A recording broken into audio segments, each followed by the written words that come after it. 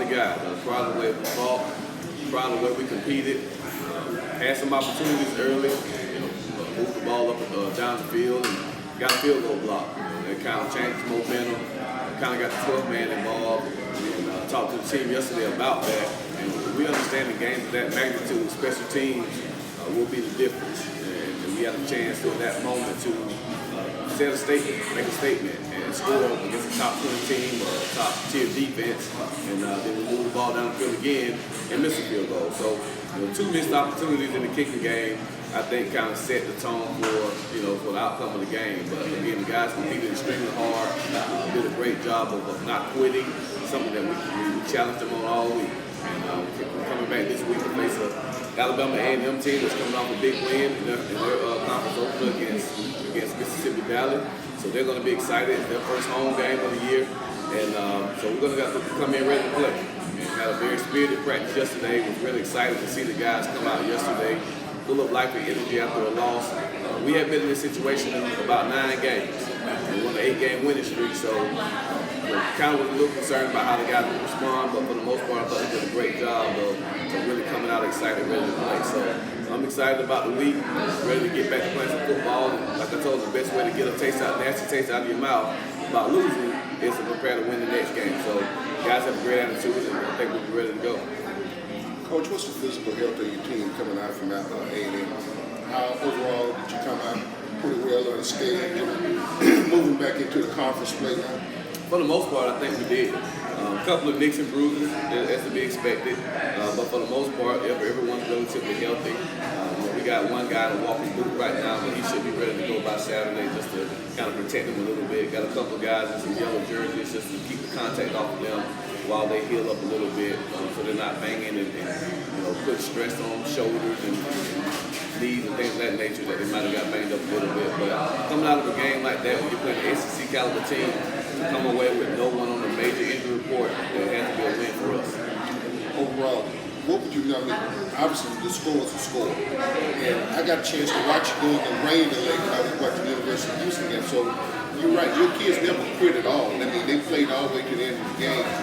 What do you do with the tape like this? Do you let them see part of it and just go ahead and give them a snippet of it? How do you treat it? Do you give them the whole thing? What do you do with it?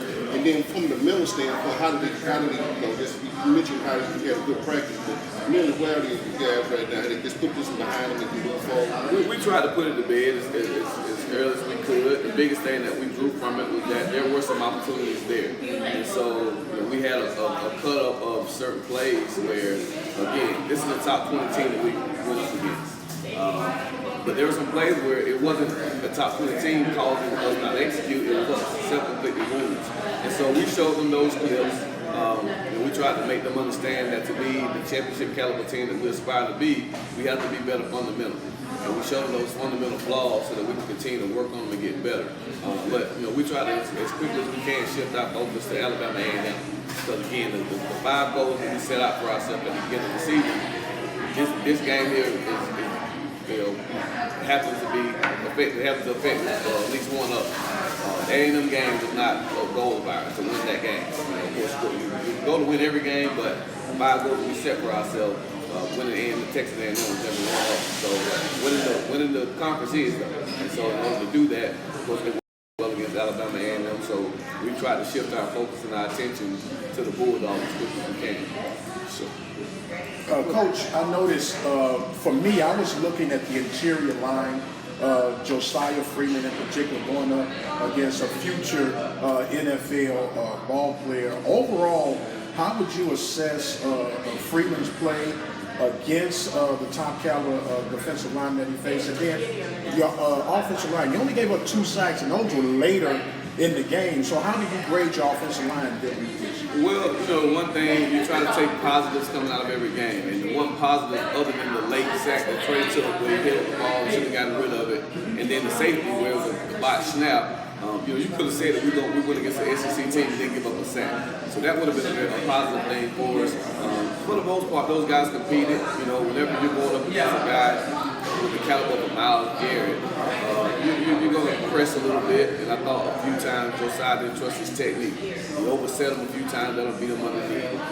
He tried to quick set him and let him beat him around the edge. But again, you watch SEC film, those guys aren't blocking out there. There's a reason he's a top 5 NFL draft pick. So, for the most part, I thought Josiah did a good job of trying to compete against them. There were a couple times where we finished a little bit better. We had some runs that maybe popped for a few yards, but he shed us and made some plays. But the guys compete. Again, at the end of the day, that's what I want to see. I want to see us compete. We can learn from that thing. We can take from it. The good thing is we won't face another team this year with the size, the speed, the athleticism of a Texas A&M. So hopefully the game is really slowed down for us moving forward. Now, Trey Green was buying a lot of extra time with his footwork, hitting guys on the run. Overall, you have to be pleased with his overall play. Well, I was pleased that he was able to extend some plays. You still would like to see some completion percentage go up. Anytime you're below 50%, you're not very efficient as a quarterback. There were some throws that he could have made. He made some phenomenal throws. Rolling left, throwing a bullet with a strap on the sideline to get a first down. Scrambled around, made some big plays for us. But there were a couple of underneath throws early in the game where I thought he was pressing a little bit. Missed high a few times to his feet, trying to throw it too hard. But as the game kind of slowed down for him, he began to make some plays. But again, that's Trey Green. He's our catalyst. He makes us go. And in order for us to be successful, he's going to have to play smart football. One thing we need to see him do better is take care of the ball. He had more interceptions in 2 games than he had all last season. And so we need to see him do a better job of taking care of the ball. And then the one interception he threw was a forced throw. If you just take the underneath throw and get a first down, we do the change. But he tried to force a throw against the man coverage. We don't want him to do that. So, he's going to learn from it. One thing about Trey, he's hard on himself. He wants to be a really good player, good quarterback.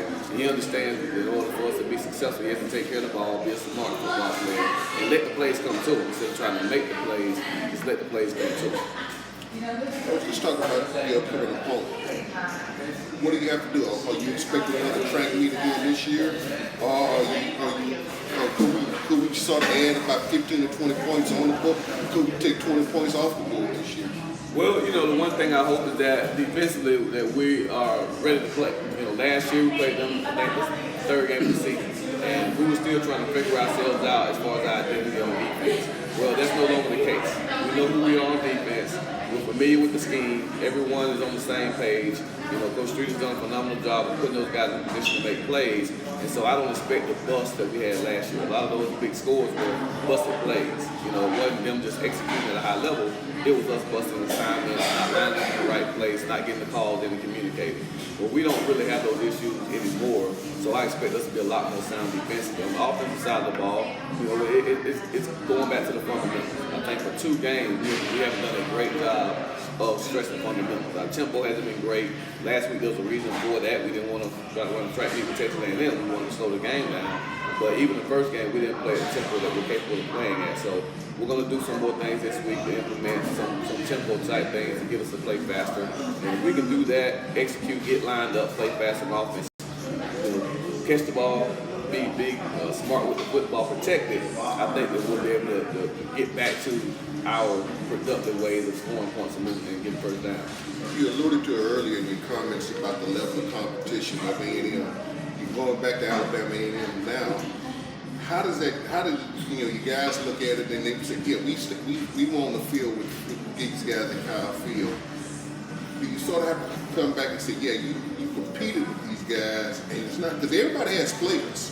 But how do you sort of you got to sort of work the psyche into these guys and say, well, we played with A&M, now we can go back and not be overconfident walking in there. Right. Well, the good thing is we played 2 games already.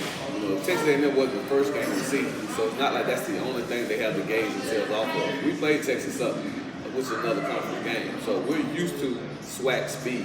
We're used to the type of competition that we're going to play Saturday because we've already played in a game like that.